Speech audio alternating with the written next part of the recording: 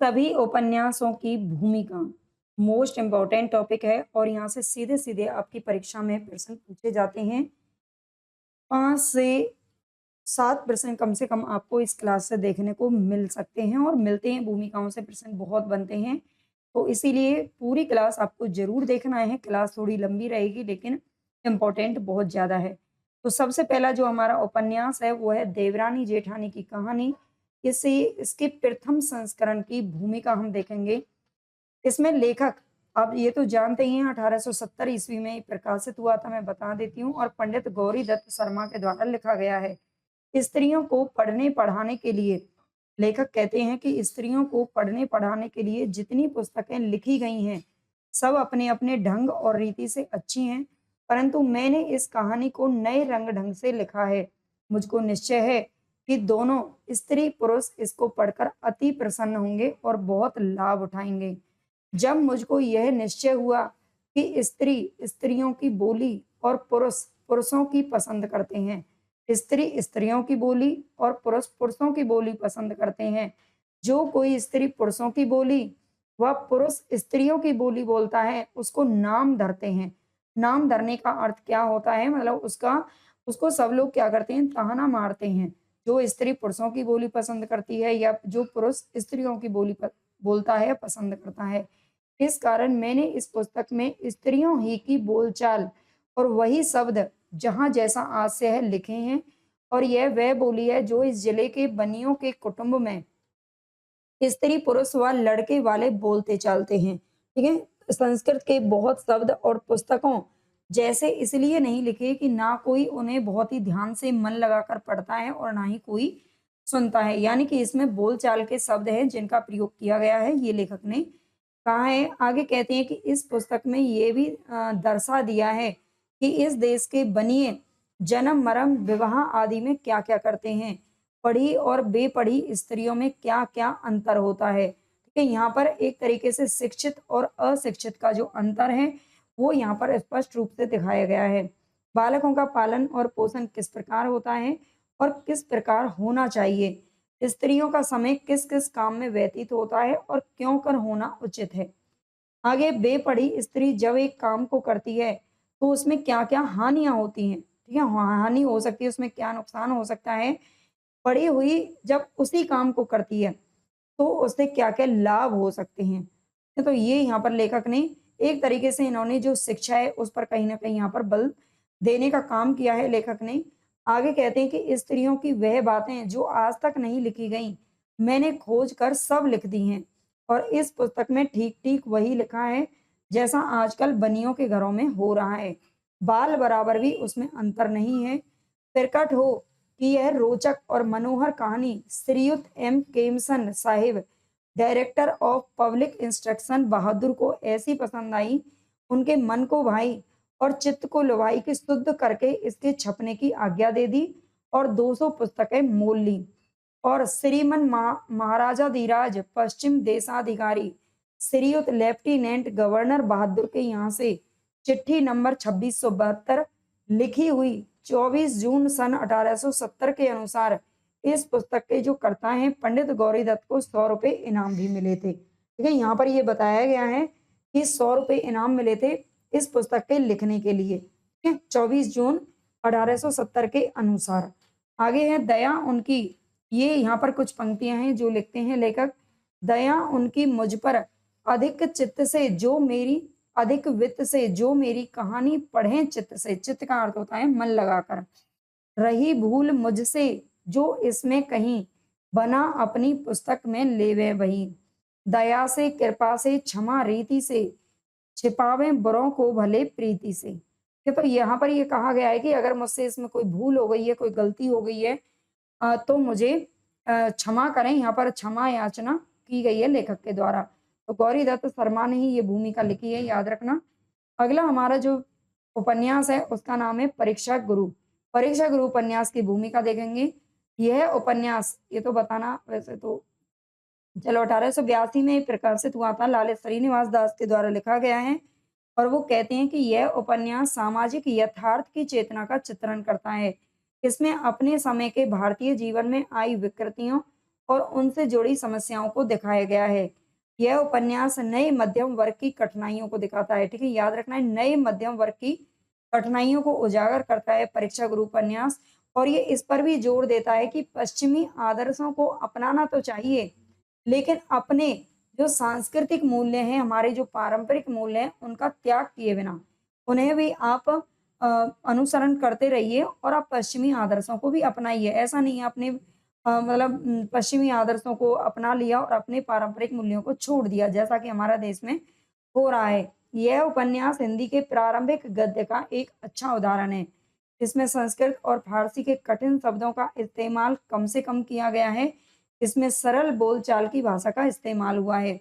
लेखक ने इस ओर भी ध्यान खींचा है, ध्यान आकर्षण करने का प्रयास किया है कि व्यापार जो कि निरंतर बढ़ती हुई शक्ति है, वह चापलूसों और सामंती अविवेक से घिरी हुई है। ठीक है, लेखक ने इस ओर क्या किया है, ध्यान आकर्षण किया है कि व्यापार क्या है, चापलूसों और सामंती अविवेक से घिरी हुई है। हमें अपनी पूंजी का संरक्षण करना चाहिए, ठीक है, हमें अपनी पूंजी का संरक्षण यानी कि उसको बचाना चाहिए और देश हित में ही खर्च करना चाहिए। इस उपन्यास के माध्यम से लेखक ये बताना चाहता है कि स्वार्थी मित्र विपत्ति के समय साथ छोड़ देंगे, है ना? जो भी मतलबी मित्र होते हैं वो क्या करते हैं, जब हम पर कोई मुसीबत आती है तो हमारा साथ छोड़ जाते हैं। लेकिन उधर दूसरी तरफ जो सच्चा मित्र होता है, वो हमारा साथ निभाता है, कब? मुसीबत के समय पर। इसलिए सच्चे मित्र की जो पहचान है वो विपत्ति में ही होती है। ये भी इसमें बताया गया है। आगे आचार्य रामचंद्र शुक्ल ने परीक्षा गुरु को अंग्रेजी ढंग का हिंदी का पहला उपन्यास माना है।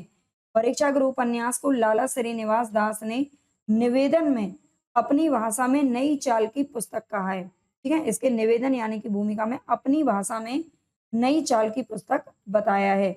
आगे कहते हैं कि इसकी जो प्रेरणा है वो कहाँ से मिली थी लेखक को इस उपन्यास को लिखने के लिए, तो प्रेरणा स्रोत के लिए महाभारत आदि संस्कृत गुलिस्तान बगैर Farsi Spectator, Lord Bacon, Goldsmith, William Cowper पुराने लेखों, स्त्री बोध और वर्तमान के रिसालों को श्रेय देते हैं। ठीक है, इन सब से इनका जो उपन्यास है उसकी प्रेरणा ली गई है।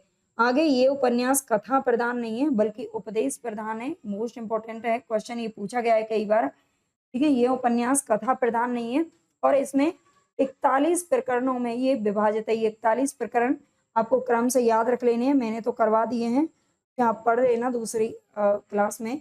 प्रतीकात्मक रूप से ईस्ट इंडिया कंपनी द्वारा भारत के आर्थिक शोषण और लूट का भी यथार्थ चित्रण किया गया है। कई बार क्वेश्चन पूछा जा चुका है कि कौन सा उपन्यास है जिसमें ईस्ट इंडिया कंपनी के द्वारा भारत के आर्थिक शोषण का चित्रण किया गया है, तो ये परीक्षा गुरु में किया गया है। अगला हमारा जो उपन्यास आता है वो है शेखर एक जीवनी। शेखर एक जीवनी आप जानते हैं 1940 ईस्वी में ये प्रकाशित होता है, 1940-41, और ये अज्ञे के द्वारा लिखा गया है। इतना तो आप जानते ही होंगे। चलते हैं, लेखक कहते हैं इसमें वेदना में एक शक्ति है जो दृष्टि देती है, जो यातना में है वह दृष्टा हो सकता है। ठीक है, वेदना यानी कि पीड़ा में क्या है, एक शक्ति होती है जो दृष्टि देती है। आगे शेखर एक जीवनी, जो मेरे 10 वर्ष के परिश्रम का फल है, यानी कि 10 वर्षों में लगभग ये उपन्यास लिखा गया है, ये लेखक ने बताया है। जो मेरे 10 वर्ष के परिश्रम का फल है, 10 वर्षों में अभी कुछ देर है, लेकिन जीवनी भी तो अभी पूरी नहीं हुई है। घनीभूत वेदना के केवल एक रात में देखे हुए विजन को शब्दबद्ध करने का प्रयत्न किया गया है। ठीक है, घनीभूत वेदना की केवल एक रात में देखे हुए विजन, कहने का अर्थ यह है कि जो शेखर है इसमें वो मतलब क्या किसमें है, जेल में है और उसे सुबह फांसी होने वाली है। पूरी रात में फांसी से एक दिन पहले यानी कि जेल में बैठे बैठे वो पूरे अपने जीवन भर के, अपने पिछले जीवन के बारे में, यानी कि जो जीवन बीत चुका है उसके बारे में बहुत सारी चीजों को सोचता है जो इस उपन्यास में लिखा गया है। ठीक है, इसलिए फ्लैशबैक पद्धति पर आधारित उपन्यास है, यह भी याद रखना। आप इसे सेक ही समझ सकते हैं। यहाँ पर लेखक कहते हैं कि आप इसे सेक ही समझ सकते हैं कि मैंने केवल एक रात के देखे हुए दृश्य को लिखा है। मेरे कहने का यह अभिप्राय बिल्कुल नहीं है कि इतना बड़ा पोथा मैंने एक रात में गढ़ डाला, है ना? एक रात में लिखा नहीं है, बल्कि एक रात में उन्होंने जो जो सोचा था उसको यहाँ पर शब्दबद्ध किया है। नहीं, आप मेरे केवल एक शब्द को फिर ध्यान से पढ़िए, शेखर घनीभूत वेदना की केवल एक रात में देखे हुए विजन को शब्दबद्ध करने का प्रयत्न है। मेरी स्थिति मानो भावा अनुभावों के घेरे से बाहर निकलकर एक समस्या रूप में मेरे सामने आई। अगर यही मेरे जीवन का अंत है, तो उस जीवन का मूल क्या है, अर्थ क्या है, सिद्धि क्या है, व्यक्ति के लिए, समाज के लिए, मानव के लिए? इस जिज्ञासा की अनासक्त निर्ममता के और यातना की सर्ववेदी दृष्टि के आगे मेरा जीवन धीरे धीरे खुलने लगा। एक निज और अप्रासंगिक विसंगति के रूप में नहीं, एक घटना के रूप में, एक सामाजिक तथ्य के रूप में, और धीरे धीरे कार्य कारण परंपरा के सूत्र सुलझ सुलझ कर हाथ में आने लगे। पौ फटने तक सारा चित्र बदल गया। ठीक है, पौ फटने यानी कि जो सुबह होती है, तो सारा चित्र है जो बदल जाता है। अर्थ के बहुत से सूत्र मेरे हाथ में थे, लेकिन देह जैसे झर गई थी, धूल हो गई थी। थक कर किंतु शांति पाकर मैं सो गया और 2-3 दिन तक सोया ही रह गया। यही उस रात के बारे में कह सकता हूँ। उसके बाद महीना भर तक कुछ नहीं हुआ। 1 मास बाद जब मैं लाहौर किले से अमृतसर जेल ले जाया गया, तब लेखन सामग्री पाकर मैंने 4-5 दिन में उस रात में समझे हुए जीवन के अर्थ और उसकी तर्क संगति को लिख डाला। पेंसिल से लिखे हुए वे 3 100 पन्ने, ठीक है, पेंसिल से लिखे हुए वे 3 100 पन्ने शेखर एक जीवनी की नींव है। उसके बाद 9 वर्ष से अधिक मैंने उस प्राण दीप्ति को एक शरीर में दे देने में लगाए हैं। उसी को शरीर देने के लिए, इसीलिए कि वैसी तीव्रता केवल कल्पना के सहारे नहीं मिल सकती। वह जीवन में ही मिल जाए तो कल्पना से उसे संयत ही किया जा सकता है, पूर्वापर का जामा ही पहनाया जा सकता है। आगे है, यदि आपने क्रांतिकारियों के जीवन का कुछ भी अध्ययन किया होगा, तो आप पाएंगे कि अथक कार्यशील इन प्राणियों में उनके सारे कृतित्व के नीचे छिपी हुई एक कठोर नियति रहती है। क्रांतिकारी अंततोगत्वा एक प्रकार के नियतिवादी होते हैं, है ना? नियतिवादी यानी कि जो भाग्य पर विश्वास करने वाले होते हैं, लेकिन यह नियतिवाद उन्हें अक्षम और निकम्मा बनाने वाला पूरा भाग्यवाद नहीं होता है। वह उन्हें अधिक निर्मम होकर कार्य करने की प्रेरणा देता है। इसमें वह गीता के कर्म योग से एक सीढ़ी आगे होता है, क्योंकि यह कर्ता को निरा निमित्त नहीं बना देता। मेरा ख्याल है कि आज के अधिकांश वैज्ञानिक भी कुछ इसी प्रकार के नियतिवादी होते हैं।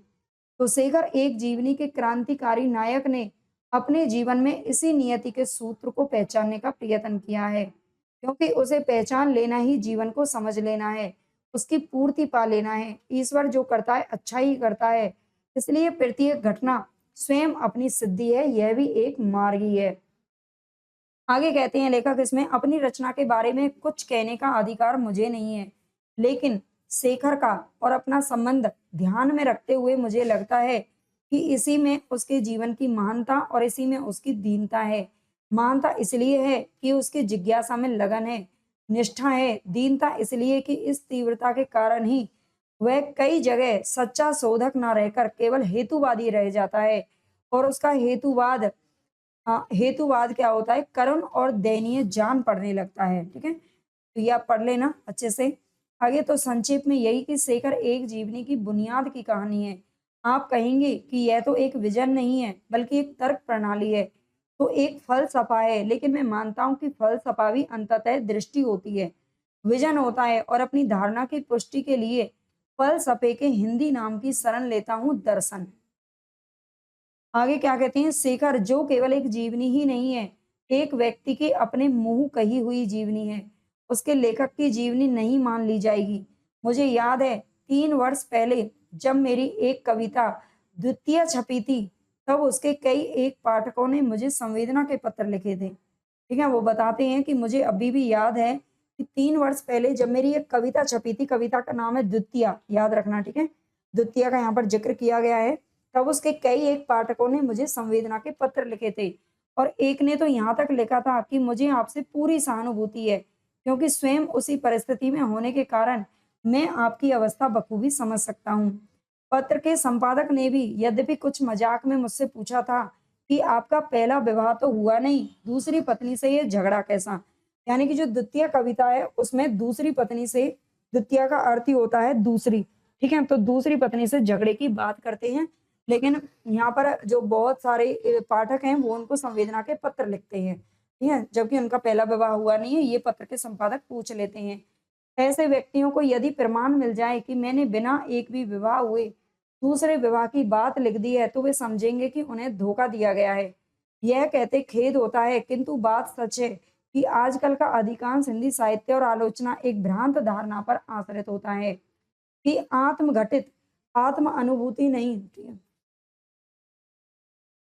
आत्म अनुभूति नहीं, क्योंकि अनुभूति बिना घटित के भी हो सकती है, का वर्णन ही सबसे बड़ी सफलता और सबसे बड़ी सच्चाई होती है।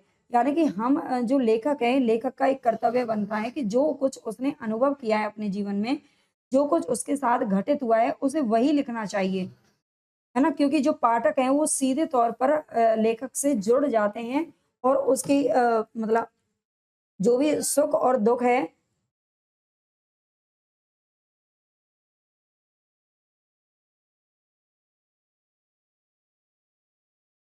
सुख और दुःख को क्या करते हैं, उसका अनुभव करते हैं, खुद भी उसको महसूस करते हैं, ठीक है? तो इसीलिए यहाँ पर ये लेखक कह रहे हैं कि जो आत्मघटित होता है, उसे ही हमें पन्नों पर लिखना चाहिए। यह बात हिंदी के कम लेखक समझते हैं या मानते हैं कि कल्पना और अनुभूति सामर्थ्य सेंसिबिलिटी के सहारे दूसरे के घटित में प्रवेश कर सकना और वैसा करते समय आत्मघटित की पूर्व धारणा और संस्कारों को स्थगित कर सकना, ऑब्जेक्टिव हो सकना ही लेखक की शक्ति का प्रमाण है। आगे कहते हैं, इसके विपरीत लेखकों में ऐसे तो अनेक मिल जाएंगे जो ऐसी अनुभूति, यानी कि मैं फिर कहता हूं कि आत्म घटित ही आत्म अनुभूति नहीं होता, पर घटित भी आत्म अनुभूत हो सकता है, यदि हमें सामर्थ्य है कि हम उसके प्रति खुले रह सकें। ठीक है? ऐसी अनुभूति को परकीय सेकंड हैंड अतएव घटिया और असत्य ही कहेंगे। ऐसे व्यक्तियों के लिए टीएस एलियट की उस उक्ति का कोई अर्थ नहीं होगा जो वास्तव में इसका एकमात्र उत्तर है। और एलियट की ये पंक्ति यहाँ पर आती है, there is always a separation between the man who suffers and the artist who creators who creates and the greater the artist the greater the separation. ठीक है? यानी कि there is always a separation between the man, यानी कि उस आदमी के बीच में और उस कलाकार के बीच में जो लिख रहा है, जो रचना कर रहा है और जो पीड़ित है ना? क्या होता है, हमेशा ही अलगाव होता है, कुछ अलग चीजें होती हैं, अंतर होता है। ठीक है? And the greater the artist the greater the separation. तो ये आपको याद रखना है, ये जो पंक्ति यहाँ पर बताई गई है इलियट की। आगे, भोगने वाले प्राणी और सृजन करने वाले कलाकार में सदा एक अंतर होता है कि और जितना बड़ा कलाकार होता है उतना ही भारी ये अंतर होता है, ये इसका अर्थ है। आगे कहते हैं कि लेकिन यह एक लंबा विषयांतर हो गया है और मुझे मानना पड़ेगा कि इलियट के कथन के अनुसार मैं बहुत बड़ा आर्टिस्ट हो सका हूँ। लेखक का शेखर का एक भी पात्र नहीं है जो न्यूनाधिक मात्रा में एक संश्लिष्ट चरित्र यानी कि कंपोजिट कैरेक्टर नहीं हो। तथापि मेरी अनुभूति और मेरी वेदना शेखर को अभिसंचित कर रही है और ये अभिसिंचन ऐसा है कि उससे यह कहकर छुटकारा नहीं पाया जा सकता कि अंततो गत्वा सभी गल्प साहित्य आत्मकथा मूलक हैं। अपने ही जीवन का चित्रण नहीं तो प्रक्षेपण प्रोजेक्शन है, अपने स्यात की कहानी है। शेखर में मेरापन कुछ अधिक है। एलियट का आदर्श जिसकी महानता मैं मानता हूँ मुझसे नहीं निभ सका है। ठीक है? यानी कि हमें मैं मेरापन यानी कि अपना अपना नहीं करना चाहिए, लेकिन मैंने ये कर दिया है, एलियट का आदर्श मैं नहीं निभा सका हूँ, ये लेखक कह रहे हैं। आगे कहते हैं कि शेखर निसंदेह एक व्यक्ति का अभिन्नतम निजी दस्तावेज है, यद्यपि वह साथ ही उस व्यक्ति के युग संघर्ष का प्रतिबिंब भी है। आगे, इतना और ऐसा निजी वह नहीं है कि उसके दावे को आप एक आदमी की निज बात कहकर उड़ा सकें। क्रमशः बढ़ते हुए शेखर का जीवन और अनुभूति क्षेत्र मेरे जीवन और अनुभूति क्षेत्र से अलग चला गया है। यहाँ तक कि मैंने स्वयं अनुभव किया है कि मैं एक स्वतंत्र व्यक्ति की प्रगति का दर्शक और इतिहासकार हूँ। उसके जीवन पर मेरा किसी तरह का भी वश नहीं रहा है। शेखर एक जीवनी 3 भागों में विभक्त है, याद रखना। तीनों भाग एक ही कथा सूत्र में गुथे होकर भी अलग अलग भी प्राय संपूर्ण है। कहा जा सकता है कि जीवनी वास्तव में 3 स्वतंत्र उपन्यासों का अनुक्रम है। ऐसा ना भी होता तब भी उन्हें अलग अलग छापा जा सकता है। ऐसा होने पर तो विशेष सफाई देने की जरूरत नहीं है। जो एक भाग पढ़ने के बाद दूसरा पढ़ना नहीं चाहेंगे, उनको ये सोचने की आवश्यकता बिल्कुल नहीं है कि उन्होंने अधूरी कहानी पर वक्त बर्बाद किया, यानी कि एक एक जो भाग है उसमें भी पूरी कहानी है। ये एक कोई पूरा उपन्यास मान सकते हैं और उसी पर अपनी राय भी कायम कर सकते हैं। मैं पक्षपात की शिकायत नहीं करूंगा, किंतु जो पाठक पहला भाग पढ़ते हुए ये जानना चाहते हैं कि शेष भाग ये क्यों पढ़ें या उनके बारे में कैसी पूर्व धारणा बनाकर चलें, तो उनके लिए कुछ निवेदन करना यहाँ अप्रासंगिक नहीं होगा। अतः उन पाठकों के लिए मैं कहना चाहता हूँ कि अभिप्राय की यदि उतना दंभ कर सकूं तो कहूं कि संदेश की दृष्टि से शेखर के 3 भागों में एक एकांतता है। कालीन के रंग बिरंगे बाने को जैसे मोटे और सख्त बटे हुए सूत का एक रंगा ताना धारणा करता और सहता है, उसी तरह जीवन के 3 भागों की रंगीन गाथा में मेरे अभिप्रेत मेरे कथ्य का एक तंतु है, जो एक है, अविभाज्य है और मेरी ओर से जीवन की आलोचना और जीवन का दर्शन है। पहले पूरा पढ़ने की उदारता भी दिखाइए। लेखक कहते हैं कि पहले कम से कम पूरा उपन्यास पढ़िए, ठीक है। आगे कहते हैं कि शेखर से आपका साक्षात्कार करा देने के बाद अब मैं अलग हट जाता हूँ। अब आप उससे स्वयं परिचय प्राप्त करें। शेखर कोई बड़ा आदमी नहीं है, वह अच्छा भी आदमी नहीं है, लेकिन वह मानवता के संचित अनुभव के प्रकाश में ईमानदारी से अपने आप को पहचानने की कोशिश कर रहा है। यह अच्छा संगी नहीं भी हो सकता है, लेकिन उसके अंत तक उसके साथ चलकर आपके उसके प्रति जो भाव है वो कठोर तो नहीं होंगे, ऐसा मुझे विश्वास है। और कौन जाने आज के युग में जब हम आप सभी संश्लिष्ट चरित्र हैं, तब आप पाए कि आपके भीतर भी कहीं पर एक शेखर है जो बड़ा नहीं, अच्छा भी नहीं, लेकिन जागरूक और स्वतंत्र और घोर ईमानदार है। तो ये अज्ञे ने इतना लंबा चौड़ा सा इसका जो है भूमिका मैं लिख दिया है।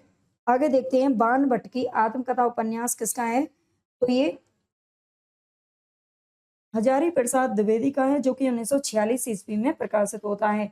इसमें निवेदन में कहा गया है, आत्मकथा प्रकाशित हो रही है। लेखक कहते हैं कि आत्मकथा प्रकाशित हो रही है अनेक मित्रों के आग्रह, अनुरोध और शुभेच्छा का यही परिणाम है।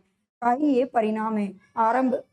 आरंभ में जो कथा है वो विशाल भारत पत्रिका में प्रकाशित होने लगी थी। अगर उस पत्र के यशस्वी सुहृदवर श्री मोहन सिंह सेंगर ने बार बार बढ़ावा देकर लिखवा न ली होती तो कथा लिखी ही नहीं जाती। ठीक है, इसे लिखवाने का काम किसने किया था, तो श्री मोहन सिंह सेंगर ने बढ़ावा दिया था। किसको प्रेरित किया था, हजारी प्रसाद जी को, तब ये कथा लिखी गई है। विचार था कि समाप्त होने के बाद इस कथा पर एक विस्तृत आलोचना भी लिखी जाए, लेकिन समय के अभाव में ऐसा नहीं हो सका है। सहृदय पाठकों के लिए यह कार्य मैंने छोड़ दिया है। ठीक है, मतलब लेखक इसमें बताते हैं कि मैं इसकी आलोचना तो नहीं कर पाया, लेकिन जो सहृदय जो हमारे पाठक हैं वो आलोचना अगर लिखना चाहें तो लिख सकते हैं इस पर। एक विशेष अभिप्राय से रविंद्रनाथ की एक कविता का भाव इसमें एक स्थान पर जोड़ दिया गया था। वह अभिप्राय तो सिद्ध नहीं हुआ, पर जोड़ा हुआ अंश जहां का तहां रह गया। बाणभट्ट और श्री हर्षदेव के ग्रंथ कथा के प्रधान उपजीव्य रहे हैं। इन लोगों के प्रति कैसे कृतज्ञता प्रकट करूं। भाई कमल कुल श्रेष्ठ ने पुस्तक के ठीक ठीक छपने में अमूल्य सहायता पहुंचाई है। ठीक है, नाम आता है यहाँ पर, यह याद रखना है। पुस्तक के छपने के लिए कमल कुल श्रेष्ठ ने योगदान दिया है। अनेक ज्ञात और अज्ञात मित्रों ने नाना भाव से अलग अलग प्रकार से क्या किया है, बढ़ावा दिया है। सबके प्रति अपनी हार्दिक कृतज्ञता व्यक्त करता हूँ। शांति निकेतन के कला भवन के भाई कृपाल सिंह जी ने पुस्तक के प्रच्छद पट का चित्र तैयार कर दिया है। ठीक है, किसने किया है, भाई कृपाल सिंह ने। यह चित्र उदयगिरी की वराह मूर्ति के एक फोटो के आधार पर बनाया गया है। भाई कृपाल सिंह उदीयमान कलाकारों में हैं। भविष्य में वे अतुल कीर्ति अर्जन करें, यही मेरी प्रार्थना है। आगे है, ग्वालियर राज्य के पुरातत्व विभाग ने उदयगिरी की वराह मूर्ति का चित्र भी दिया है और उसे पुस्तक में छापने की अनुमति भी दे दी है। इस कृपा के लिए मैं उक्त संस्था के प्रति भी कृतज्ञता प्रकट करता हूँ। हिंदी भवन शांति निकेतन 29/11/46 में लिखा गया है भूमिका, और ये हजारी प्रसाद द्विवेदी ने लिखी है। नेक्स्ट यहाँ पर जो उपन्यास है वो है मेला आंचल, जो कि 1954 में प्रकाशित हुआ। प्रथम संस्करण की इसकी भूमिका देखेंगे। फणीश्वर नाथ रेणु जी के द्वारा लिखा गया है और ये प्रथम आंचलिक उपन्यास है। ये है मेला आंचल। लेखक क्या कहते हैं कि यह है मेला आंचल। एक आंचलिक उपन्यास कथानक है। पूर्णिया बिहार जिला राज्य का एक जिला है और इसके ओर है, एक ओर नेपाल है तो दूसरी ओर क्या है, पाकिस्तान और पश्चिमी बंगाल है। विभिन्न सीमा रेखाओं से इसकी बनावट मुकम्मल हो जाती है। मेरीगंज गांव है और उस वो गांव किसमें पड़ता है, पूर्णिया जिले में पड़ता है और उसी का यहाँ पर वर्णन किया गया है। आगे कहते हैं कि जब हम दक्षिण में संथाल परगना और पश्चिम में मिथिला की सीमा रेखाएं खींच देते हैं, मैंने इसके एक हिस्से के एक ही गांव को पिछड़े गांव का प्रतीक मानकर इस उपन्यास कथा का क्षेत्र बनाया है। आगे इसमें ये पंक्तियां पूछी जा चुकी हैं। लेखक कहते हैं कि इसमें फूल भी है, सूल भी है, धूल भी है, गुलाब भी है, कीचड़ भी है, चंदन भी है, सुंदरता भी है, क्रूरता भी है। मैं किसी से दामन बचाकर निकल नहीं पाया। आगे कहते हैं कथा की सारी अच्छाइयों और बुराइयों के साथ साहित्य की दहलीज पर आ खड़ा हुआ हूँ। ठीक है, कथा की सारी अच्छाइयों और बुराइयों के साथ साहित्य की दहलीज पर आ खड़ा हुआ हूँ। पता नहीं अच्छा किया या बुरा, जो भी हो अपनी निष्ठा में मैं कमी महसूस नहीं करता। ये फणीश्वर नाथ रेणु ने पटना से लिखा है 9 अगस्त 1954 को। अगला हमारा जो उपन्यास है वो है झूठा सच, यशपाल जी के द्वारा लिखा गया है, जो 2 भागों में प्रकाशित हुआ था। और 2 भाग इसके कौन से हैं, वतन और देश, देश का भविष्य है, ये 1958 में प्रकाशित हुआ और ये 1960 ईस्वी में। ठीक है, इनमें देश के सामयिक और राजनीतिक वातावरण को यथासंभव ऐतिहासिक यथार्थ के रूप में चित्रित करने का प्रयत्न किया गया है। उपन्यास के वातावरण को ऐतिहासिक यथार्थ का रूप देने और विश्वसनीय बना सकने के लिए कुछ ऐतिहासिक व्यक्तियों के नाम दिया गए हैं, परंतु उपन्यास में वे ऐतिहासिक व्यक्ति नहीं बल्कि उपन्यास के क्या हैं, पात्र हैं। कथानक में कुछ ऐतिहासिक घटनाएं अथवा प्रसंग अवश्य हैं, परंतु संपूर्ण कथानक कल्पना के आधार पर उपन्यास इतिहास नहीं है। ठीक है, जो इसमें कुछ ऐसे पात्रों के नाम आ गए हैं जो इतिहास से संबंधित हैं, लेकिन वो इतिहास ऐतिहासिक नहीं है, ये लेखक ने स्पष्ट किया है। आगे कहते हैं उपन्यास के जो सभी पात्र है, तारा, जयदेव, कनक, गिल, डॉक्टर नाथ, नैयर, सूत जी, सोमराज, रावत, ईसाक, असद और प्रधानमंत्री भी काल्पनिक पात्र हैं, सबके सब काल्पनिक पात्र हैं इसमें, ये यशपाल जी का कहना है। अगला यहाँ पर हमारा जो उपन्यास है वो है राग दरबारी, जो कि 1968 ईस्वी में प्रकाशित होता है। आगे ये एक सामाजिक व्यंग्यात्मक उपन्यास है। ठीक है, इसकी प्रस्तावना में क्या लिखते हैं लेखक, राग दरबारी का जो लेखन है ये 1964 के अंत में शुरू हुआ है। ठीक है, इसका लेखन कार्य इन्होंने कब करना शुरू किया, तो 1964 में, और ये 1967 में समाप्त हुआ। ठीक है, 1964 के अंत में यानी कि 65, 66, 67 पूरा मतलब लगभग 3 साल इसको लगा है। 1968 में इसका प्रकाशन हुआ और 1969 में इस पर साहित्य अकादमी भी मिला। तब से अब तक इसके दर्जनों संस्करण और पुनर्मुद्रण हो चुके हैं। 1969 में ही एक सुविज्ञात समीक्षक ने अपनी बहुत लंबी समीक्षा इस वाक्य पर समाप्त की, अपठित रह जाना ही इसकी नियति है। यानी कि राग दरबारी इतना लंबा उपन्यास है कि इसको आप कितना मतलब पढ़ लोगे तो, लेकिन ये अधूरा रह ही जाता है। ये किसने कहा है, एक सुविज्ञात समीक्षक ने यहाँ पर बताया है। दूसरी ओर इसकी अधिकांश समीक्षाएं मेरे लिए अत्यंत उत्साहवर्धक सिद्ध हो रही थी। कुल मिलाकर हिंदी समीक्षा के बारे में यह तो स्पष्ट हो ही गया कि एक ही कृति पर कितने परस्पर विपरीत विचार एक साथ फल फूल सकते हैं। उपन्यास को एक जनतांत्रिक विधा माना जाता है। जितनी भिन्न भिन्न मतों वाली समीक्षाएं आलोचनाएं इस उपन्यास पर आई, उससे ये तो प्रकट हुआ ही कि यही बात आलोचना की विधा पर भी लागू की जा सकती है। जो भी हो, यहाँ मेरा अविष्ट अपनी आलोचनाओं का उत्तर देना या उनका विश्लेषण करना नहीं है। दरअसल मैं उन लेखकों में नहीं हूँ, यहाँ पर क्या कहते हैं, श्रीलाल शुक्ल जी का ये उपन्यास है, वो कहते हैं कि मैं उन लेखकों में नहीं हूँ जो अपने लेखन को सर्वथा दोष रहित मानते हैं और सीधे स्वयं या किसी प्रायोजित आलोचक मित्र द्वारा बताए गए दोषों का जवाब देकर विवाद को कुछ दिन तक जिंदा रखना चाहते हैं। मैं उनमें से हूँ जो मानते हैं कि सर्वथा दोष रहित होकर भी कोई कृति उबाऊ और स्तरहीन हो सकती है, जबकि कोई कृति दोष युक्त होने के बावजूद भी धीरे धीरे क्लासिक का दर्जा ले सकती है। दूसरे, मैं प्रत्येक समीक्षा या आलोचना को जी भरकर पढ़ता हूँ और खोजता हूँ कि उससे अपने भावी लेखन के लिए कौन सा सुधारात्मक अनुभव प्राप्त किया जा सकता है। राग दरबारी की प्रासंगिकता पर साक्षात्कारों में मुझसे बार बार पूछा गया है यह सही है कि गांव की राजनीति का जो स्वरूप यहाँ चित्रित हुआ है, वह आज के राष्ट्रव्यापी और मुख्यतः मध्यम और उच्च वर्गों के भ्रष्टाचार और तिकड़म को देखते हुए बहुत अदना सा जान पड़ता है और लगता है कि लेखक अपनी शक्ति कुछ गवारों के ऊपर जाया कर रहा है। पर जैसे जैसे उच्च स्तरीय वर्ग में गबन, धोखाधड़ी, भ्रष्टाचार और वंशवाद अपनी जड़ें मजबूत करता जाता है, वैसे वैसे आज से 40 वर्ष पहले का यह उपन्यास, यानी कि 40 वर्ष के बाद में, ये 1968 के बाद में ये उपन्यास की भूमिका लिखी जा रही है लेखक के द्वारा, तो ये ध्यान रखना है।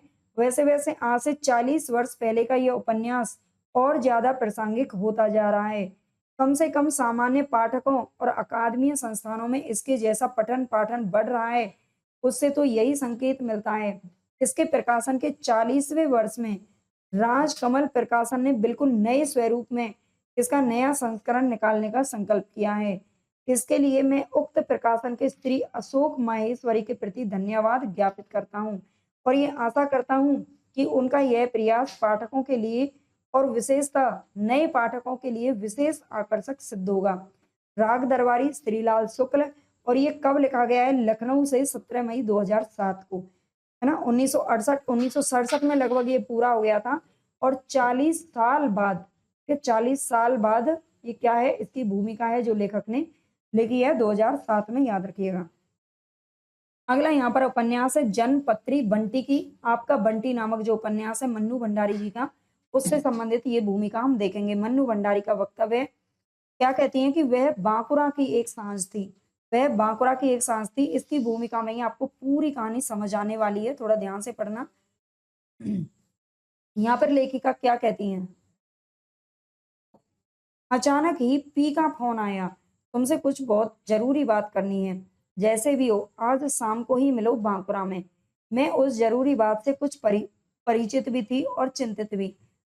रेस्तरां की भीनी रोशनी में मेज पर आमने सामने बैठकर परेशान और बदहवास पी ने कहा, समस्या बंटी की है। तुम्हें शायद ये मालूम हो कि बंटी की माँ यानी कि पी की पहली पत्नी ने शादी कर ली।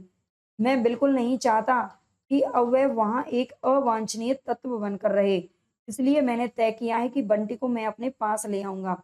अब से वह यहीं रहेगा और फिर वे देर तक ये बताते रहे कि बंटी से उन्हें कितना लगाव है और इस नई व्यवस्था में वहां रहने से उसकी स्थिति क्या हो जाएगी। मैंने उनकी भावना, चिंता, उद्विग्नता को समझते हुए अपनी पहली प्रतिक्रिया व्यक्त की। आप ऐसा नहीं सोचते कि यह गलत होगा? मुझे लगता है कि उसे अपनी माँ के पास ही रहना चाहिए, क्योंकि साल में 2 एक बार मिलने के अलावा उसके साथ आपके आसंग नहीं है। यानी कि जो पिता है वो अपने बेटे से बहुत कम मतलब संपर्क में रहता है, बहुत कम उसके पास रहता है, लेकिन माँ के साथ वो शुरू से ही रहा है। तो लेखिका यहाँ पर कहती है कि मुझे ऐसा लगता है कि बेटे को, बंटी को अपनी माँ के साथ रहना चाहिए, जबकि माँ के साथ वो शुरू से ही रहा है, एक छत्र होकर रहा है। इस नाजुक उम्र में वहां से वह उखड़ जाएगा और संभवतः यहाँ वो जम नहीं पाएगा। लंबी बातचीत के बाद ये तय हुआ कि बंटी अभी कुछ दिनों के लिए वहीं रहे, लेकिन उस दिन लौटते हुए सचमुच बंटी कहीं मेरे साथ चला आया। ये बातें तो वहां पर उसकी खत्म हो चुकी थी, लेकिन बंटी के बारे में जो मन्नू भंडारी जी, वो लेखिका, कहीं ना कहीं उनके दिमाग में वो बंटी की पूरी कहानी उमड़ने घुमड़ने लगी और उन्होंने इस उपन्यास को इसीलिए लिखा क्योंकि वो कहीं ना कहीं उसके बारे में पूरी अपनी जो है काल्पनिक विचार है जो कहीं ना कहीं अपने दिमाग में, क्योंकि उनका भी एक बच्चा था और कहीं न कहीं उनकी जो वैवाहिक स्थिति थी वो भी एक नाजुक दौर से गुज़र रही थी उस वक़्त, तो इसीलिए लेखिका यहाँ पर बहुत ही परेशान हो जाती हैं। आगे आकर डायरी में मैंने बंटी की पहली जन्म पत्री बनाई। उस रात बंटी की विभिन्न स्थितियों के ना जाने कितने कल्पना चित्र बनते बिगड़ते रहे। मुझे लगा बंटी अपनी नई माँ के घर पर आ गया है। आगे मुझे लगा कि बंटी किन्हीं 2 एक घरों में नहीं, आज के अनेक परिवारों में सांस ले रहा है, अलग-अलग संदर्भों में, अलग-अलग स्थितियों में।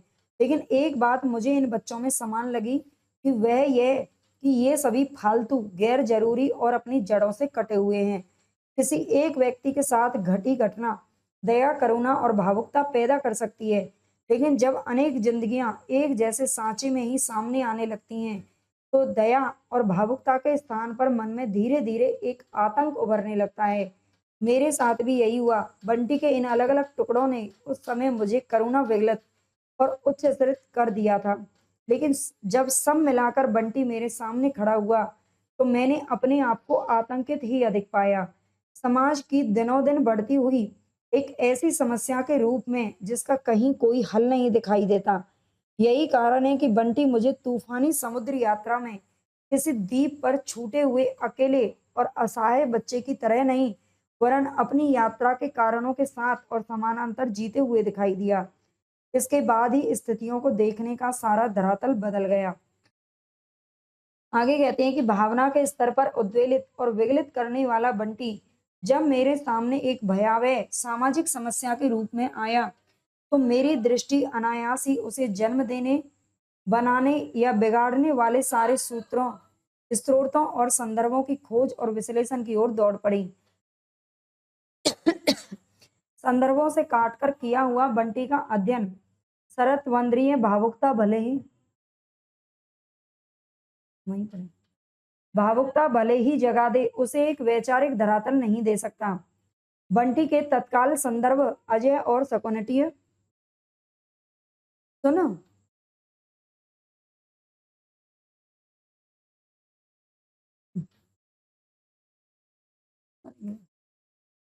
सबसे इधर वाली घाट में दूसरे संदर्भों में वे दूसरे शब्दों में वे संदर्भ अजय और शकुन के वैवाहिक संबंधों का अध्ययन और उसकी परिणति के रूप में ही मेरे सामने आए। यहाँ मुझे भारत जी की बात सही लगी कि जैनेन्द्र जी ने स्त्री पुरुष के संबंधों को जिस एकांतिक दृष्टि से देखा है, उसका एक अनिवार्य आयाम बंटी भी है। क्योंकि शकुन अजय कौन है? बंटी के माता पिता हैं। उनके संबंधों की टकराहट में सबसे अधिक जो पिसता है वो कौन है? बंटी है। शकुन और अजय तो आपसी तनाव की असहनीयता से मुक्त होने के लिए एक दूसरे से मुक्त हो जाते हैं, लेकिन बंटी क्या करे? वह तो समान रूप से दोनों से जुड़ा हुआ है, यानी खंडित निष्ठा उसकी नियति है। चूंकि वह शकुन के साथ रहता है, इसलिए बंटी को उसकी समूची स्थिति के साथ समझने के लिए माँ बेटे के आपसी संबंधों के विश्लेषण के साथ ही कुछ गरिमामयी मिथ्या धारणाएं और सदियों पुरानी मिथ टूटने लगी।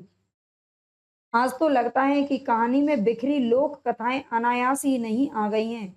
वे शकुन के जीवन की दो नितांत विरोधी स्थितियों, मिथ और वास्तविकता के अंतर विरोध को उजागर करती हैं।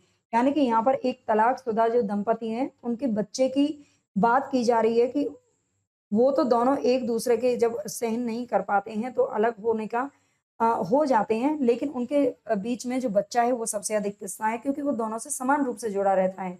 एक बच्चे को माता और पिता दोनों का साथ चाहिए होता है, ठीक है? तो यहाँ पर ये समझ लीजिए, आप अच्छे से समझ में आ रहा होगा। शायद यही कारण है कि मैं इस त्रिकोण की किसी एक भुजा को ना अस्वीकार कर सकी और ना ही गलत सिद्ध कर सकी। पात्र अपनी-अपनी दृष्टि, संवेदना की सीमाओं में एक दूसरे को गलत सही कहते रह सकते हैं। लेकिन देखना ये ज़रूरी होता है कि लेखकीय समझ किसी के प्रति पक्षपात तो नहीं कर रही। गलत और सही अगर कोई हो सकते हैं तो वे अजय, शकुन और बंटी के आपसी संबंध हैं। इस पूरी स्थिति की सबसे बड़ी विडंबना ही यह है कि इन संबंधों के लिए सबसे कम जिम्मेदार और सब ओर से बेगुनाह बंटी ही इस ट्रेजेडी के त्रास को सबसे अधिक भोगता है। मतलब वो बच्चा सबसे कम जिम्मेदार है इन संबंधों को बिगाड़ने के लिए, है ना? बच्चे के ऊपर थोड़ी ना बिगड़ता है कुछ, और वो ही बेगुनाह है, लेकिन सबसे ज्यादा उसी को झेलना पड़ता है। शकुन अजय के संबंधों का तनाव और चटक बंटी की नस नस में ही प्रतिध्वनित होती है। स्थिति की इस विडंबना ने ही मेरे मन में एक आतंक जगाया था। शकुन अजय के आपसी संबंधों में बंटी चाहे कितना ही फालतू और अवांछनीय हो गया हो, परंतु मेरी दृष्टि को सबसे अधिक उसी ने आकर्षित किया। वस्तुतः उपन्यासकार के लिए अप्रतिरोध चुनौती, सहानुभूति और मानवीय करुणा के केंद्र सिर्फ वे ही लोग हो पाते हैं जो कहीं ना कहीं फालतू हो गए हों। बहरहाल बंटी की यह यात्रा चाहे परिवार की संश्लिष्ट इकाई से टूटकर क्रमशः अकेले, जड़हीन, फालतू और अनचाहे होते जाने की रही हो, लेकिन मेरे लिए यह यात्रा भावुकता, करुणा से गुजरकर मानसिक यंत्रणा और सामाजिक प्रश्न अकुलता की रही है।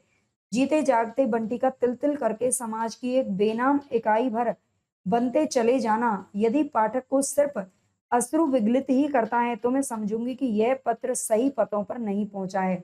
यानी कि हमें इस उपन्यास को लेखिका ये चाहती है कि इस उपन्यास को पढ़कर अगर आपको केवल आंखों में आंसू भर रहे हैं तो समझ लीजिए मेरा लिखने का जो उद्देश्य है वो पूरा नहीं हुआ। मेन बात वो ये है कि वो इस उद्देश्य के लिए इस उपन्यास को लिखती हैं कि किसी भी वैवाहिक पति पत्नी को अपने बच्चे के बारे में सोचना पहले चाहिए, उसके बाद अपनी ईगो को रखना चाहिए। ठीक है, अपने ईगो के चलते वो एक दूसरे से, और आज के समय पे तो ये जो चीजें वो इतना ज्यादा बढ़ रही हैं बड़े बड़े लोगों को देखते हुए, है ना। अब ये छोटे छोटे शहरों गांव सब जगह ये जो है अपना विकराल रूप ले रही हैं। ठीक है, तो ये चीज लिखती हैं। आगे देखते हैं धरती धन्ना अपना, जो कि जगदीश चंद्र के द्वारा लिखा गया है।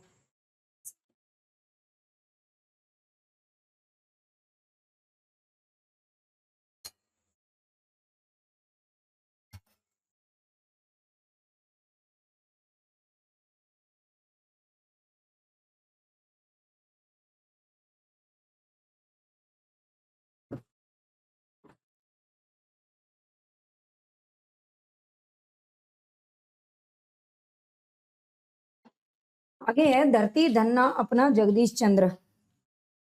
भाई गला सूख गया था बोलते बोलते, पानी पिया था। चलिए, मेरी ओर से, इसमें लेखक क्या कहते हैं, मेरी ओर से यानी कि भूमिका में आप कहते हैं लेखक कि मेरा ये उपन्यास मेरी किशोरावस्था की कुछ अविस्मरणीय, अविस्मरणीय यानी कि जिनको भुलाया नहीं जा सकता, उन स्मृतियों और उनके दामन में छिपी एक अदम्य वेदना की उपज है। लेखक कहते हैं कि मेरी किशोरावस्था मेरे ननिहाल के गांव रलहन, रलन कहाँ पर है, गांव में पंजाब में रलन गांव का जिक्र इसमें किया गया है, ये अच्छे से याद रख लेना है। ठीक है, गांव का में वहां पर उनकी जो किशोरावस्था है वो बीती थी। गांव का एक हरिजन परिवार मेरे नाना जी की जमीन जोता था और इसी सिलसिले में मुझे उनकी बस्ती में जाना पड़ता था। हरिजनों की बस्ती में जाने पर कोई पाबंदी तो नहीं थी, लेकिन कुछ मर्यादाएं थी, है ना। ये जैसे कि ये सब चीजें हमारे देश में पहले से ही चली आ रही हैं। जाति पाति आज भी अपना जो रूप है वो कहीं ना कहीं विकराल ही किए हुए है और वो कभी खत्म होने का नाम ही नहीं लेती है। हरिजनों की बस्ती में जाने पर उस समय पाबंदी नहीं थी, जा सकते थे, लेकिन कुछ मर्यादाएं थी। मर्यादाएं कैसी होती थी, उनके घर का तुम पानी नहीं पी सकते हो, उनसे तुम टच नहीं हो सकते हो, उनके घर में नहीं घुस सकते हो, है ना। कुछ परंपराएं और सीमाएं थी जिनमें बंधकर जरूर चलना पड़ता था। गांव का दौहित्र होने के कारण, दौहित्र यानी कि उनका ननियाल था वो लेखक का, तो मुझसे इन मर्यादाओं का कड़ाई से पालन करने की अपेक्षा की जाती थी। मेरा किशोर मन बंधनों की इस झीनी सी दीवार को तोड़कर हरिजनों की छोटी छोटी सीलन भरी अंधेरी कोठरियों में छिपे रहस्यों को जानने के लिए हरदम व्यग्र रहता था। लोगों की आंख बचाकर मैं उनमें गया और मन भरकर मैंने उन बंधनों को तोड़ा भी। यानी कि लोगों की जब मुझे नहीं देखते तो मैं चुपचाप से चला जाया करता था और उन जो मर्यादाएं थी उनको मैं पार कर देता था, ये लेखक ने कहा है। आगे कहते हैं गांव में चल रहे इस भेदभाव को देखकर मेरे किशोर मन में विद्रोह की ज्वालाएं भड़क उठी, परंतु इन्हें अभिव्यक्ति देने का कोई मार्ग मुझे दिखाई नहीं देता था। उपन्यास लिखने जैसी किसी चीज से तो मैं बिल्कुल ही परिचित नहीं था उस समय। ठीक है, आगे देखते हैं इसी दौरान पढ़ाई और बाद में नौकरी के सिलसिले में मुझे शहर जाना पड़ा, परंतु वर्ष में जब एक आध बार छुट्टियों में ननिहाल जाने का अवसर मिलता तो मैं हर साल यही देखता कि गांव में मर्यादाओं की सीमाएं अभी टूटने की तो बात छोड़िए, उनके जो जकड़न है वो दिनों दिन और बढ़ती ही जा रही है। अर्थशास्त्र का छात्र होने के कारण मुझे इस सामाजिक दुरावस्था के पीछे छिपे आर्थिक कारणों का भी पता चलने लगा था। यहाँ पर पूछा जा सकता है क्वेश्चन, जो लेखक है वो किसका छात्र था, तो अर्थशास्त्र का छात्र था, उसका सब्जेक्ट था, विषय था अर्थशास्त्र। ठीक है, इकोनॉमिक्स जिसे हम बोलते हैं। तो उसकी वजह से, इकोनॉमिक्स का छात्र होने की वजह से धीरे धीरे उसे पता चलने लगा था कि ये जो दुरावस्था हो रही है, जो समाज में ये भेदभाव है, ये कहीं ना कहीं इसके पीछे आर्थिक कारण भी है। मैं ये सब देखकर बहुत ही उद्विग्न यानी कि परेशान हो उठता था कि आर्थिक अभावों की चक्की में युग युगांतरों से पिस रहे हरिजन अब भी मध्यकालीन यातनाओं को भोग रहे हैं। जिस भूमि पर वे रहते हैं, जिस जमीन को वो जोतते हैं, यहाँ तक कि जिन छप्परों में वे रहते हैं, कुछ भी उनका नहीं है। इन्हीं बातों को देखकर मेरे किशोर मन की वेदना सहसा अपने सभी बांध तोड़कर फूट निकली और मैंने उपेक्षित हरिजनों के जीवन का चित्रण करने का संकल्प कर लिया। यानी कि अब उनके मन में कहीं न कहीं एक लिखने का, उनका चित्रण करने का जो है मन बन चुका था। प्रस्तुत उपन्यास लिखने का जो मूल प्रेरणा बिंदु यही है। अपने जातिगत संस्कारों और सामाजिक मान्यताओं की कठोर जकड़न के कारण मैं हरिजनों के जीवन की कटुताओं को स्वयं तो नहीं भोग सका, फिर भी मुझे अपने दुस्साहस के कारण उनके जीवन को बहुत निकट से देखने का अवसर अवश्य मिला है। मैंने सर्वथा निरपेक्ष रहकर भारतीय जीवन के इन कटे हुए संदर्भों का चित्रण किया है और कहीं भी अपना मत थोपने अथवा अपनी विचारधारा को लादने की चेष्टा नहीं की है। जगदीश चंद्र इसके लेखक हैं। आगे सोम आनंद को जिनके सहयोग ने मेरी सो रही सृजन चेतना को पुनर्जागृत करके यह उपन्यास लिखने के लिए प्रेरित किया। ये समर्पित किसको करते हैं इस उपन्यास को? तो सोम आनंद को करते हैं, ठीक है, याद रखना है। अगला उपन्यास है यहाँ पर मानस का हंस, जो कि अमृतलाल नागर का है, 1972 में प्रकाशित होता है और ये तुलसीदास के जीवन पर आधारित है। लेखक कहते हैं कि गत वर्ष यानी कि पिछले वर्ष अपने चिरंजीवी भतीजों, है ना, चिरंजीवी भतीजे, भतीजे किसके पुत्र थे? स्वर्गीय रतन के पुत्र। रतन कौन थे? अमृतलाल नागर के भाई रहे होंगे। इनके यज्ञोपवीत संस्कार के अवसर पर मैं बंबई गया हुआ था। वहीं एक दिन अपने परम मित्र फिल्म निर्माता निर्देशक स्वर्गीय महेश कौल के साथ बातें करते हुए सहसा इस उपन्यास को लिखने का संकल्प मेरे मन में जागा। ये संकल्प उन्होंने क्यों लिया था ये समझ लेना, पढ़ लेना अच्छे से। महेश जी बड़े मानस प्रेमी और तुलसी भक्त थे। वर्षों पहले एक बार उन्होंने उत्कृष्ट फिल्म सिनेरियो के रूप में रामचरितमानस का बखान करके मुझे चमत्कृत कर दिया था। इसलिए मैंने उनसे मानस चतुर्सती के अवसर पर तुलसीदास के जीवन वृत्त पर आधारित फिल्म बनाने का आग्रह किया। महेश जी चौंक कर मुझे देखने लगे। कहा, पंडित जी, क्या तुम चाहते हो कि मैं भी चमत्कारबाजी की चूहा दौड़ में शामिल हो जाऊं? गोसाई जी की प्रामाणिक जीवन कथा कहाँ है? यानी कि तुलसीदास की जो प्रामाणिक जीवन कथा है वो हमें मिलती नहीं है, उनके बारे में हम ज्यादा जानते नहीं है, है ना। तो फिर मैं उनके मतलब ये जो काल्पनिक, ये जो चुआ दौड़ चल रही है, सब एक दूसरे को देखकर लिखे जा रहे हैं, पढ़े जा रहे हैं, फिल्म बनाई जा रहे हैं, मैं ऐसा नहीं कर सकता, ये महेश जी कहते हैं। आगे कहते हैं कि ये सच है कि गोसाई जी की सही जीवन कथा नहीं मिलती। यूं कहने को तो रघुवर दास, बेनी माधव दास, कृष्ण दत्त मिश्र, अविनाश राय और संत तुलसी साहब के लिखे गोसाई जी के 5 जीवन चरित्र मिलते हैं, किंतु विद्वानों के मतानुसार वे प्रमाणिक नहीं माने जा सकते। रघुवर दास अपने आप को गोस्वामी जी का शिष्य बतलाते हैं, लेकिन उनके द्वारा प्रणीत तुलसी चरित्र की बातें स्वयं गोस्वामी जी की आत्मकथा परक कविताओं से मेल नहीं खाती। संत बेनी माधव दास लिखित जो मूल गोसाई चरित्र है, इसमें गोसाई जी के जन्म, यज्ञोपवीत, विवाह, मानस समाप्ति आदि से संबंधित जो तिथियां, वार और संवत दिए गए हैं, वे भी डॉक्टर माता प्रसाद गुप्त और डॉक्टर रामदत्त भारद्वाज की जांच कसौटी पर खरे नहीं उतरते हैं। इसी प्रकार गोस्वामी जी के अन्य जीवन चरित्र भी सच से अधिक झूठ से जड़े हुए हैं। परंतु ये मानते हुए भी कवितावली, हनुमान बाहुक और विनय पत्रिका आदि रचनाओं में तुलसी के संघर्षों भरे जीवन की ऐसी झलक मिलती है कि जिसे नजरअंदाज नहीं किया जा सकता। किंवदंतियों में जहां अंधश्रद्धा भरा झूठ मिलता है, वहां वो ऐसी हकीकतें भी नजर आती हैं जिनसे गोसाई जी की आत्मा परक कविताओं का तालमेल बैठ जाता है।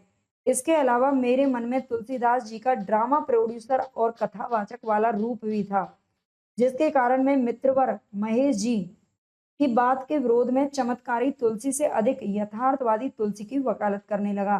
लगभग 5-6 वर्ष पहले एक दिन बनारस में मित्र मंडली में गोसाई जी द्वारा आरंभ की गई रामलीला से संबंधित बातें सुनते सुनते एकाएक मेरे मन में ये प्रश्न उठा कि तुलसी बाबा ने किसी एक स्थान को अपनी रामलीला के लिए नहीं चुन करके पूरे नगर में उसका जाल क्यों फैलाया होगा? कहीं लंका, कहीं राजगद्दी, कहीं नककटैया, अलग अलग मोहल्लों में अलग अलग लीलाएं कराने के पीछे उनका खास उद्देश्य क्या रहा होगा? ठीक है, मतलब आप देखोगे रामायण में बहुत सारी जो स्थान है उनका उल्लेख किया जाता है ना। तो ये लेखक सोचते हैं कि क्यों उन्होंने ऐसा किया होगा। शौकिया तौर से रंगमंच के प्रति कभी मुझे भी सक्रिय लगाव रहा है। एक पूरे शहर को रंगमंच बना देने का ख्याल अपने आप में ही बड़ा शानदार लगा, लेकिन मेरा मन यह मानने को तनिक भी तैयार नहीं होता था कि तुलसीदास जी ने प्रयोग के लिए प्रयोग वाले सिद्धांत के अनुसार ऐसा किया होगा। खैर, कभी यह भी जाना कि रामलीला कराने से पहले गोसाई जी ने बनारस में, ये क्वेश्चन पूछा गए हैं यहाँ से, बनारस में नाग नथैया लीला, प्रहलाद लीला और ध्रुव लीलाएं भी करवाई थी। ठीक है, बनारस में करवाई थी, काशी बनारस। इनमें ध्रुव लीला को छोड़कर बाकी लीलाएं आज तक बराबर होती आ रही हैं।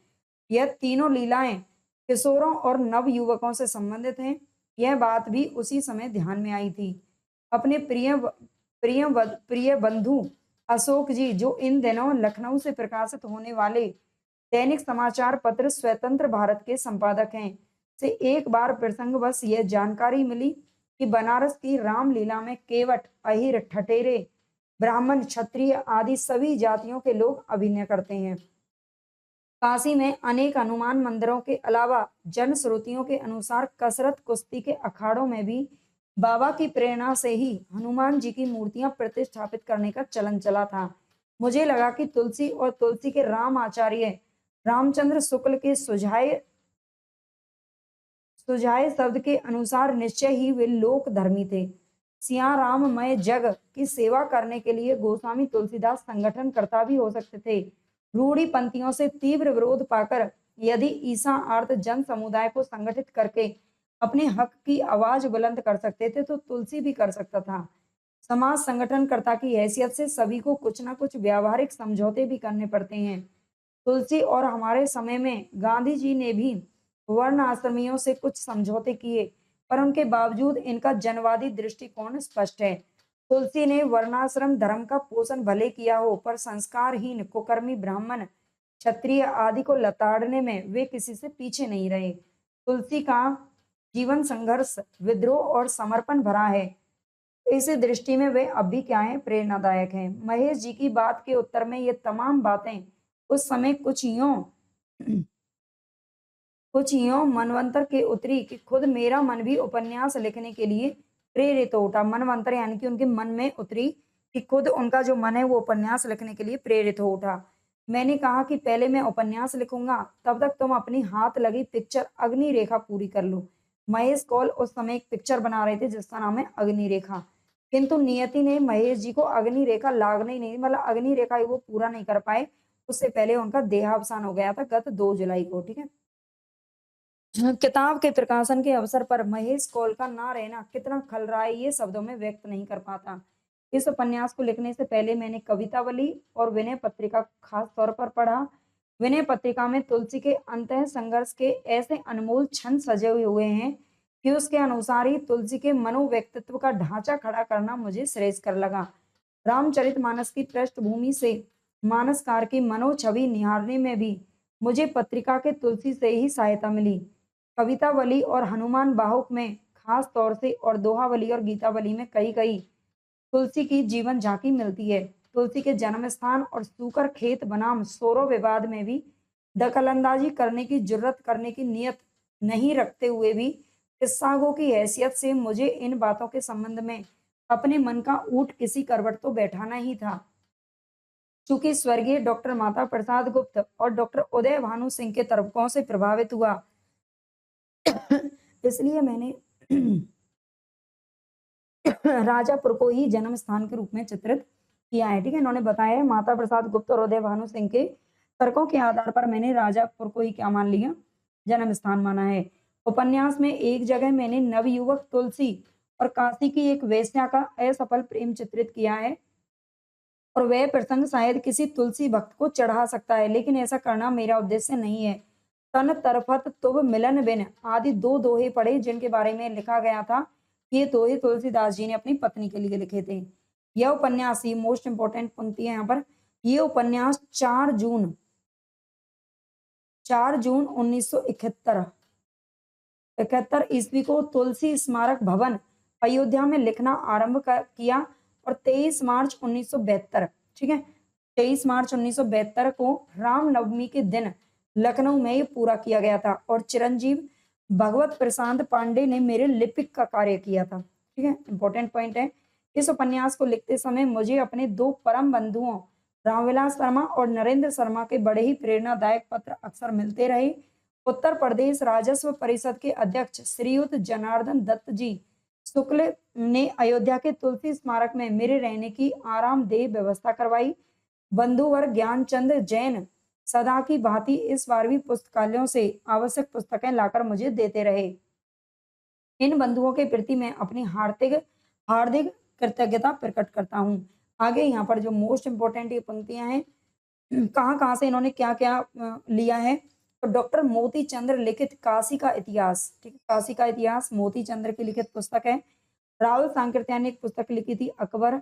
इन पुस्तकों ने ऐतिहासिक पृष्ठभूमि संजोने में तथा स्वर्गीय डॉक्टर माता प्रसाद गुप्त की तुलसीदास और डॉक्टर उदय भानु सिंह की तुलसी काव्य मीमांसा, इन्होंने कथानक का ढांचा बनाने में बड़ी सहायता दी। प्रयाग के मित्रों ने परिमल संस्था में इस उपन्यास के कतिपय अंश सुनाने के लिए मुझे सआग्रह बुलाया और सुनकर कुछ उपयोगी सुझाव दिए। मैं इन सबके प्रति क्या हूँ, कृतज्ञ हूँ। अंत में मित्रवर स्वर्गीय रुद्र काशी के का मैं सादर सप्रेम स्मरण करता हूँ। वे बेचारे राम बोला बोले अधूरा छोड़कर ही चले गए। रुद्र जी काशी के चलते फिरते क्या थे, विश्व कोश थे, ठीक है। रुद्र काशी के बारे में कहते हैं कि वो काशी के चलते फिरते विश्व कोश थे। स्वर्गीय डॉक्टर रांगे राघव भी रत्ना की बात जो है रांगे राघव जो प्रगतिवाद से संबंधित हैं, रत्ना की बात लिखकर तुलसी के प्रति अपनी निष्ठा व्यक्त कर गए हैं।